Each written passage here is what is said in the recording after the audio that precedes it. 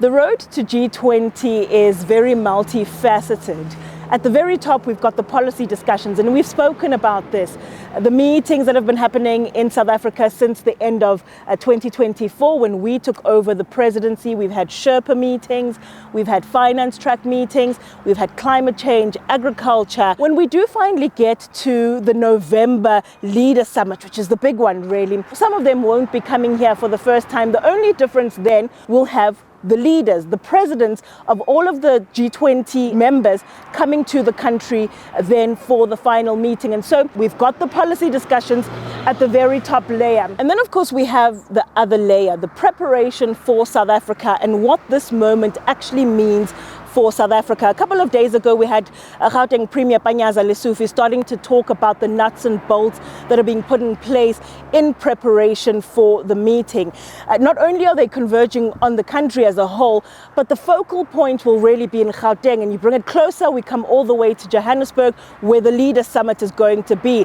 And so a lot of interventions are now being put into place to make sure that the city is actually ready to host the province, but the city specifically is ready to host the G20 Leaders Summit come by the end of November. And so a couple of days ago when we had that briefing by Premier Panyaza Lesufi, he spoke about some of the work, and that's this document. It's not a policy document, but it's the work that Gauteng Premier Panyaza Lesufi has been talking about in terms of cleaning up the city so that, of course, we put on a show as the host city, right? It's got to look a lot better than it looks like at the moment, specifically and particularly in Joburg, which is the economic hub of Gauteng, the country, but also broadly the continent of Africa. And so when we do have these Leaders Summit, they've got to be confident that the economic hub of the continent is ready to host and that it is a viable investment destination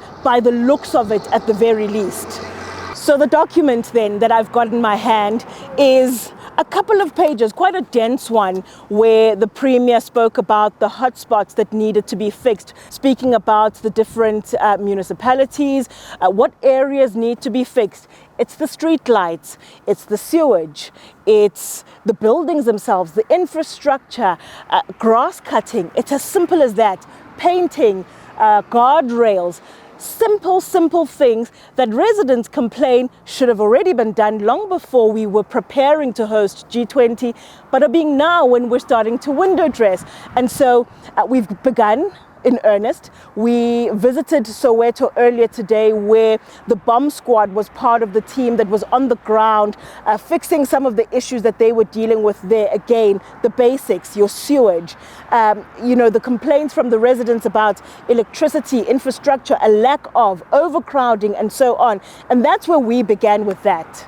Imicabango yethu mama njengoba sabahlali sabantu bahlala njengenduna zala sibukuthi bafuna ugrupha la abantu abafika ngithi buya abantu all over the world abazozala eSouth Africa, so bazoba bribe ngathi khonto abasenzela zona ngalesikhathi abasenzeli basithembisa abahambi sekuzongiyabona nje ngonyaka ozokuzofoto bazosingenela ke bengena abantu bebathembise yonke into njengoba sebethenga bencengana amavoti wabo.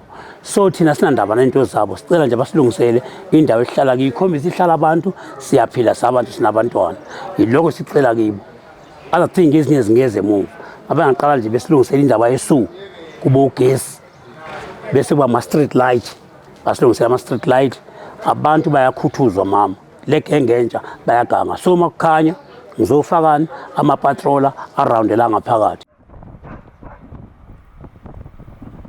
As we prepare to go for the G20 Leaders Summit in November, when you hear our leaders in the province saying they're fixing it up because we've got international people coming, but this is how you live every day, what's your sense? Honestly, I think that the government has failed Eldorado Park. Nothing, no service delivery is happening here. Nothing is happening for the community. And only the poorest of the poor are just getting poorer by the day. Because it's a battle each and every day, even just to survive, to go and look for food. And seriously, our streets, our children, we are affected by gangsterism. Ubers are getting robbed on a daily basis. Even the safety El Dorado Park Police Station does not do anything to protect the community as far as safety is concerned. So we are just under the mercy of the big man on top. Ngalendlela engi-understanda ngakhona mina angizuzi nga-next angitholi next like maybe babona bathola something but thina as sihlala lapha like it's like a rural area le but seduzana santheni la bafanele ukuthi basilungisele imigwaqo kubonakala uyabona ama-pothole nawe uyabona so uyabona ukuthi akasizi ka-next ngoba bona balungisa khona la bazohamba khona ngapha ukuthi abalungisi yabona yazi sina sicabanga ukuthi si-useless basikhawunta njengesikhathi sakho samavoti kuphela but mabafanele basideliverele i-service abadelive sesiwami abadelive at all ne-electricity asinayo uyabona ukuthi sisebenzise njani isuka from izinyokanyoka le-electricity and kinele about 21 years kusebenzisa zona izinyokanyoka lezi baza bathatha khona manje vele abaseza you understand so sile saya le nale electric lapha basithembisa ukuthi abazozenza la plan but azange baphinde babuye isicelo sami ku-government ukuthi abazi basisize noma bangasenzela ama-boxes sizobhadala thina akusho ukuthi siyasaba ukubhadala abasidilivele abasilungisele nemigwaqo.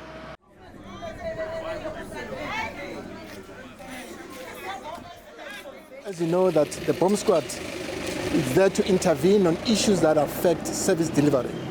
And so you cannot talk about service delivery when people are living on top of sewer. And so the council has been under pressure since 2017 to make sure that this matter is resolved. And so we have come here together with a colleague of mine, Vicky Shuping, to see exactly what we can do. And we feel that this must be done within a week. And also there were no lights in this area in Dobsonville. And of course we went to one area where there were no lights. We made sure that before we leave, the lights are on. I had to go up and make sure that we put in the lights are working. In that shopping center, the whole shopping center, communities will be able to walk at night with safety. That's what we have to do. We have to provide service delivery to the poor as soon as possible. So we're spilling all over the place. And so we had to make sure that that is being addressed and attended to expeditiously, because these are human beings who are living there. We are not here to take jobs of anybody. We're intervening and make sure that society and communities live in a healthy environment. We will continue to monitor the progress of not just Joburg, but the rest of the cities in the province in terms of their readiness for the G20 Leaders Summit, and post whether or not government continues to uphold demands of the residents for service delivery. From the Eyewitness News G20 desk, my name is Nogukhanya Mdambo.